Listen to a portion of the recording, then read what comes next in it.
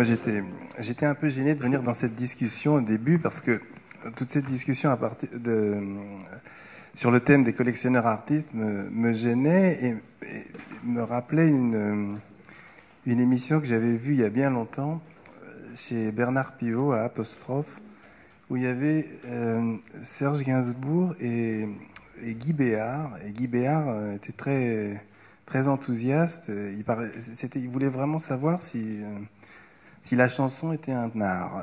Et alors il répétait inlassablement, mais oui, on est des artistes, on fait de l'art quand on fait de la chanson.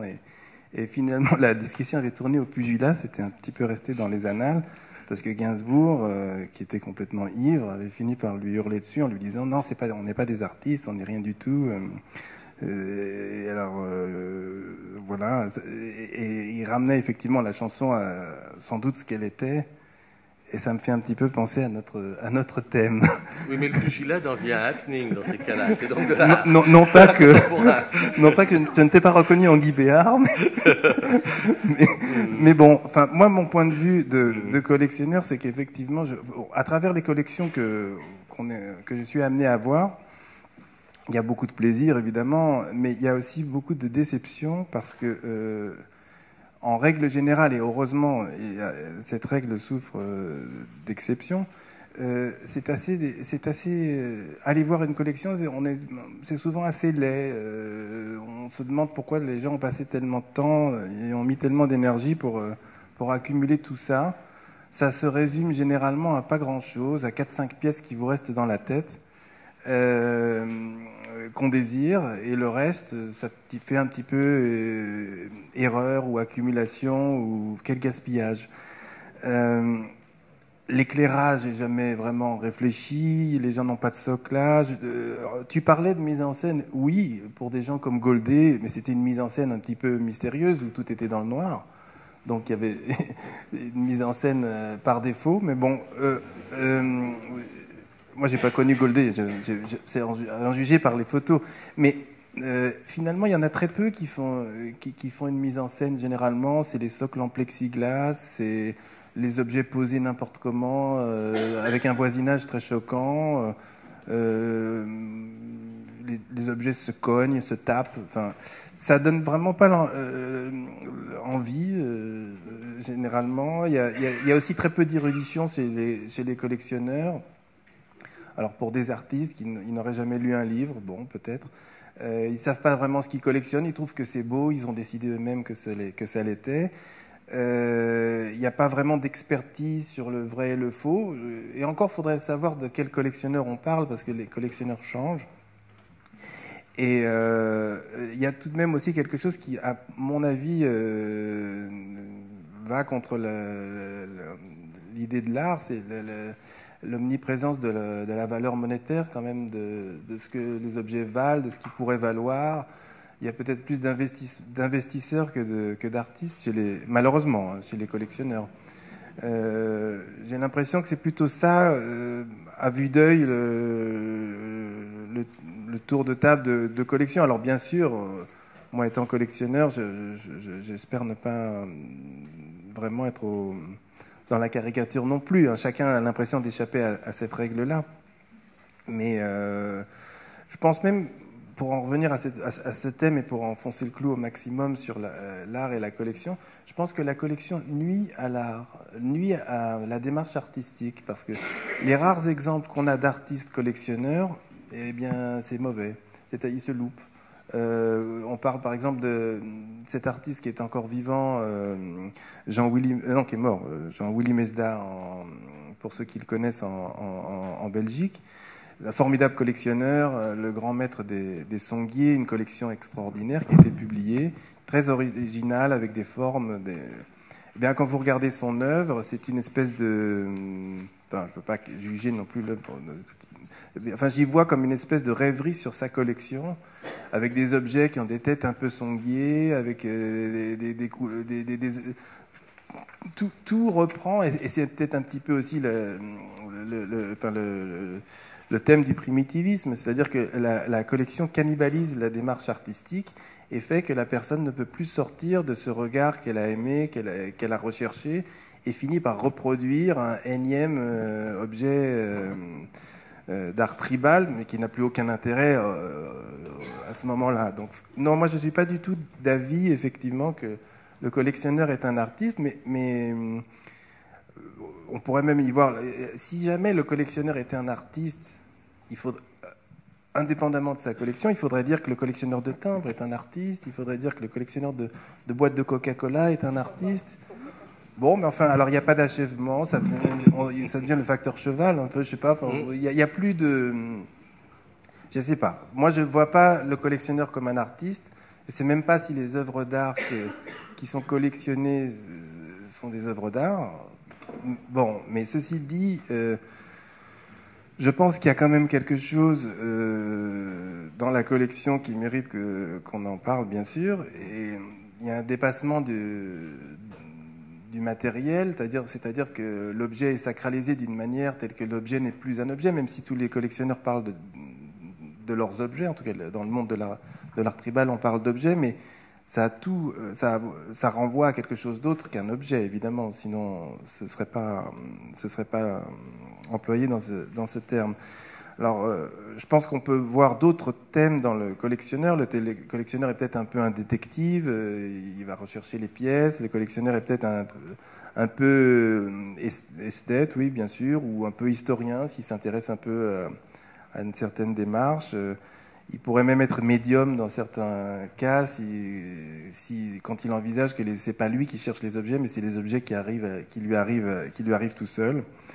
D'une certaine manière, c'est un thème qui revient assez souvent et que moi j'aime bien et que finalement j'ai expérimenté, donc je peux pas non plus trop en rire, ça marche. Je pense qu'il y a quand même des façons de collectionner qui changent, comme on a dit. Effectivement, il y a une vision, il y a un œil, il y a une démarche particulière qui naît sans doute d'un parcours historique. Je ne pense pas qu'on se découvre collectionneur à 40 ou 50 ans. Il y a quand même des choses qui renvoient au parcours personnel de chacun, souvent à des choses qui se sont passées dans l'enfance. Alors, je pense qu'il y a des visions différentes de collection. Il y a des gens et c'est la vision, je dirais, presque du marché de l'art, en tout cas des grands acheteurs. Il y a la collection des icônes. On l'a vu dans les ventes, les grandes icônes, une pagaie de l'île de Pâques. C'est ça que le marché vraiment désire. À l'opposé de cette façon de collectionner, il y a le collectionneur du 19e, c'est-à-dire qui faisait l'ethnographie d'une tribu, c'est-à-dire qui achetait tout sans discernement, du plus petit objet qui n'avait pas de prétention artistique au reste. Et puis ensuite, il y a peut-être encore une autre façon de collectionner que moi j'aimerais bien, dans laquelle je reconnais au moins pour une partie de ma collection. C'est une espèce de défrichage de sujets, parce que si à la fin on regarde dans le monde des objets, il y a les objets qui sont dans les livres et il y a les objets qui ne sont pas dans les livres. Donc si on collectionne les objets qui sont dans les livres, on peut collectionner les icônes, on peut collectionner l'ethnographie d'une tribu, comme je venais de dire, mais on peut aussi s'intéresser à des pans entiers de l'art qui n'ont pas encore été vraiment répertoriés. Et je pense que c'est ça qui m'excite le plus. Je donnerai un exemple. Je suis assez fasciné par l'art ancien de Bornéo. Il n'y a pas eu de grand livre sur le sujet. Et je pense que c'est un domaine tout à fait fascinant qui a une espèce de clé de voûte de l'art du Pacifique. Et je pense que c'est fascinant quand on est dans l'époque actuelle de pouvoir chercher des objets comme ça de cette importance, mais qui n'ont pas encore été estampillés, qui ne font pas partie, qui sont un petit peu hors marché. C'est-à-dire que aujourd'hui, quand on achète un reliquaire Cotta, par exemple, on achète peut-être une page du bouquin de Chaffin, on achète peut-être une page du bouquin de Dulon. En tout cas, on achète un équivalent monétaire dont on peut à peu près dire prédire la valeur avec très très peu d'incertitude. Pareil, si on achète un reliquaire Fang, on sait qu'un reliquaire Fang de ce niveau-là, ça vaut tant, un reliquaire Fang ça vaut tant, et dans un sens, ça pollue un petit peu aussi la discussion et même le plaisir d'avoir ces œuvres d'art, puisque ça devient... L'œuvre d'art est presque transformée en son équivalent monétaire. Alors que finalement, dans les zones où il n'y a pas de livre, on ne sait pas ce que c'est, on revient à la fraîcheur, je dirais, de la collection première. C'est-à-dire on collectionne comme quelque chose parce que ça vous plaît. On ne sait pas si on pourra le revendre, on ne sait pas si on pourra en acheter un deuxième, on ne sait pas si les autres aimeront, et pourtant, c'est quelque chose de très important. Chacun peut y mettre l'importance qu'il veut, mais bon, on ne peut pas collectionner que les choses comme ça, parce qu'il n'y en a pas non plus... chacun a une certaine vision de ce qui manque, dans ce qui n'a pas été répertorié dans l'art. Moi, j'ai trouvé avec bonheur ce sujet de l'Indonésie ancienne. Je ne l'ai pas trouvé, je me suis raccroché à ce thème, mais qui est un thème relativement récent, parce que pour Bornéo, les objets sont sortis après la déforestation des années 80. Donc, il y a beaucoup de gens qui ont collectionné l'art de l'Indonésie, mais qui sont passés à côté de Bornéo parce que les objets n'étaient pas encore sortis quand ils collectionnaient sur place. Donc, mais je pense ceci dit qu'il y a d'autres thèmes. Je pense par exemple, moi j'ai toujours un grand bonheur quand je trouve un thème comme ça qui est dans cette catégorie que je décrivais à la fin en friche, j'allais dire. Et c'est souvent des thèmes les thèmes les plus archaïques, parce que la collection s'est intéressée finalement au départ à des choses qui étaient finalement baroques dans l'histoire de l'art, et j'ai l'impression que c'est finalement récent le fait qu'on remonte un petit peu aux origines. Ça a commencé par l'intérêt pour les idoles, qui est finalement quelque chose d'assez récent, mais qui date maintenant du début du XXe siècle. Et quand on remonte effectivement aux choses les plus anciennes, on s'aperçoit qu'on connaît très très peu de choses. Et je pense par exemple à certaines choses très très très primitives qu'on trouve en Mésopotamie, que je considérais finalement de l'art tribal, même si c'est de l'Antiquité, mais il n'y a pas une opposition, puisque en 3000 ou 4e millénaire avant Jésus-Christ, les gens n'étaient pas organisés en tout cas en grande cité partout.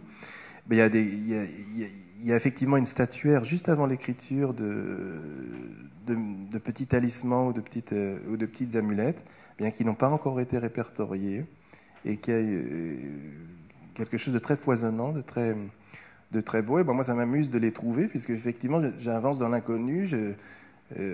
On peut acheter, on sait qu'il y a des petits lions comme ça, mais tout à coup on découvre un renard.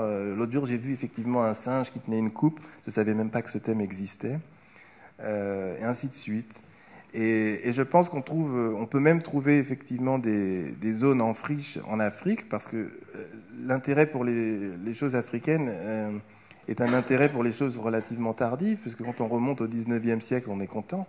Mais qu'est-ce qu'il y avait avant ? Il y avait toute une archéologie qui est finalement assez mal connue. Donc, moi, je pense qu'il y en a pour tous les goûts, effectivement, qu'on n'est pas dans le domaine artistique, mais qu'on est dans une démarche créatrice et excitante, dans lequel, hors la collection des icônes, qui me semble une collection presque de vanité, la collection d'ethnographie me semble, d'une certaine manière, limitée. Je pense que c'est très excitant de pouvoir rentrer, effectivement, dans des zones de friche qui restent à découvrir, et j'en ai cité 2, mais il en existe bien d'autres. Et bien sûr, je collectionne aussi des choses entre guillemets, plus conventionnelles, mais je pense que c'est un bonheur de collectionner ce genre de nouveaux sujets. Et il y en aura certainement d'autres en Asie, aussi dans l'archéologie, qui était un petit peu entre l'Antiquité et le Moyen-Âge en Europe. Il y a des choses très très mal connues dans les bronzes, et des merveilles absolues dans tout ce qui est bronze du Caucase ou ce genre de choses. Je pense qu'il y a des sujets qui moi m'intéressent beaucoup. Donc voilà la démarche qui me plaît. Je vous remercie. Oui, sur les...